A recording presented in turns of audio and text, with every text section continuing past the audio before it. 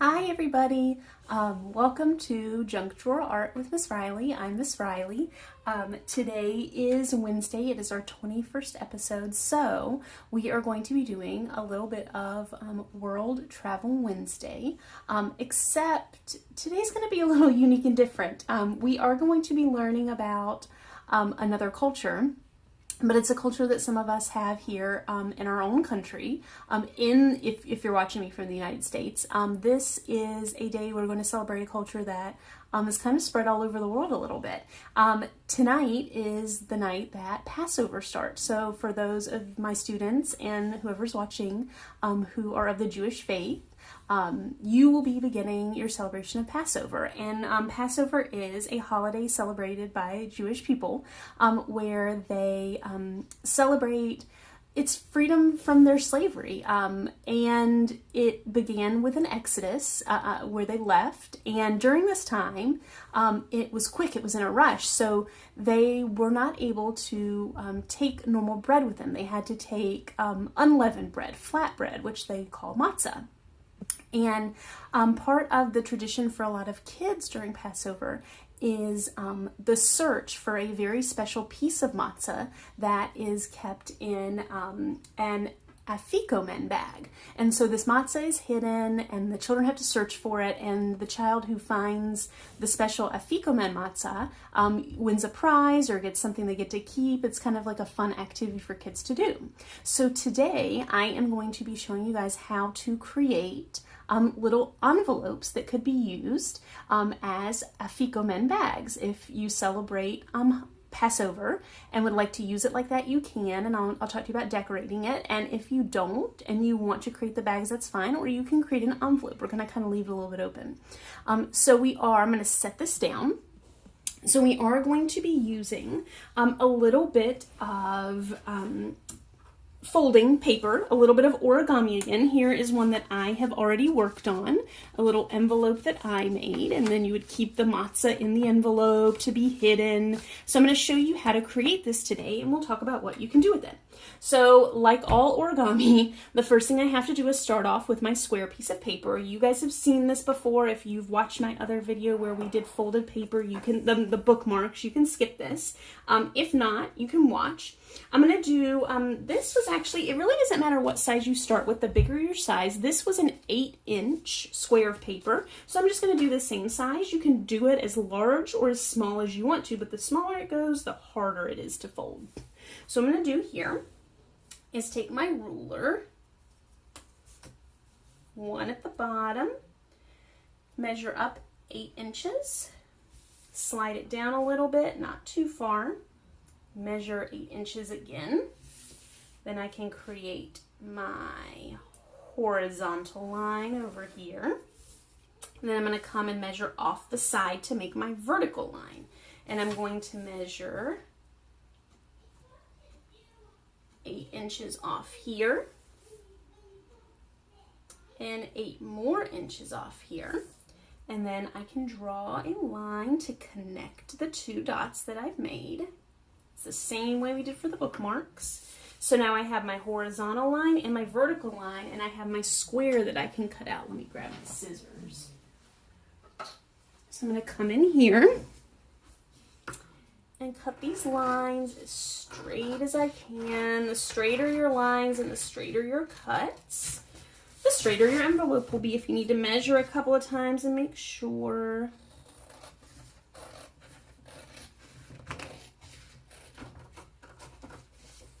Alright, so now, put that to the side.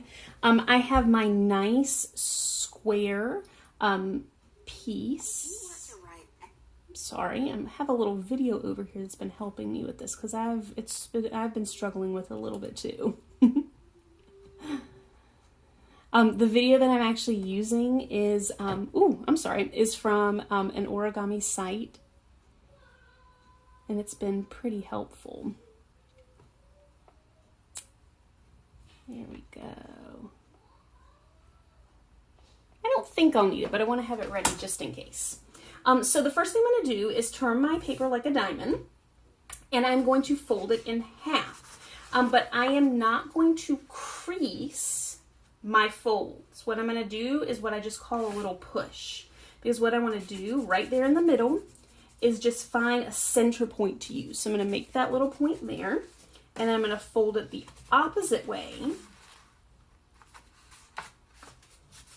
and make my little point here, my little press there. So now what I have is kind of a center point where both of those little creases cross. So now I'm going to take my two sides, these are going to be the sides of my envelope, and I can fold them in to touch that little center point that I just made. So that little cross area that I made by folding it in half, I can tuck and fold my little triangle point right to there. I'm going to fold my other point over to meet it. So now I have the sides of my envelope. Now at this point, you can go ahead and fold down your top flap. It might not meet perfectly. If it doesn't, it's okay. This is one of those things, the more you do it, the better you get. So I'm going to fold my top flap down and open it back up. That's my closing flap. That's where I'll put my things in. And so now I need to kind of form my bottom. So what I'm going to do first is fold it up to square it off. And if you have a kindergartner or a really little kid, you could put a piece of glue down and that could actually be your place to stop, and that would be okay because what you have is an envelope. But I want to do something to make it a little sturdier, a little nicer. So what I'm going to do is open that flap back up, and I'm going to fold two little lips here on the inside. So I'm just going to fold it over just a little bit to give it a little edge. I'm going to fold it over again just a little bit to give it a little edge. So now when I fold it up, and you're going to have to kind of push on the bottom,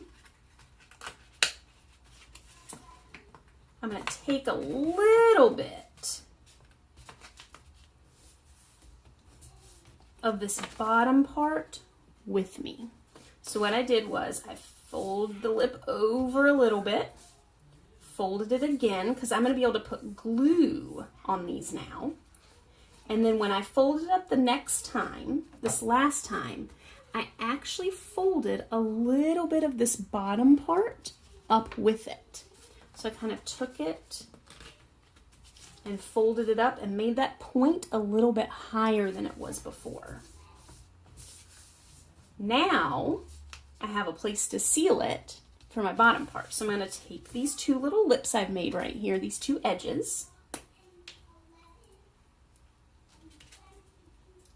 and I'm going to cover a lot of glue back and forth.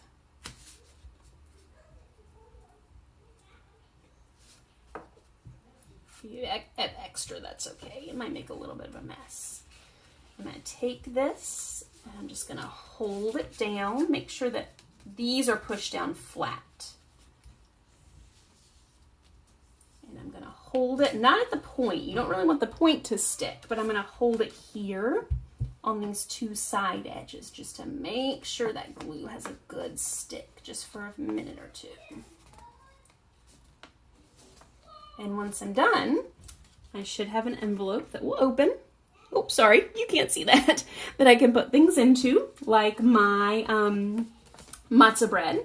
And you should be able to seal it. And because we folded these edges and made it really strong and folded it over a little bit, you should be able to tuck that flap down in to create a full envelope. If you are decorating this for Passover, you have, so many options. You can write words on it. I've seen them decorated with stickers. I've seen them decorated with polka dots, all kinds of beautiful designs, something that's special to you and your family.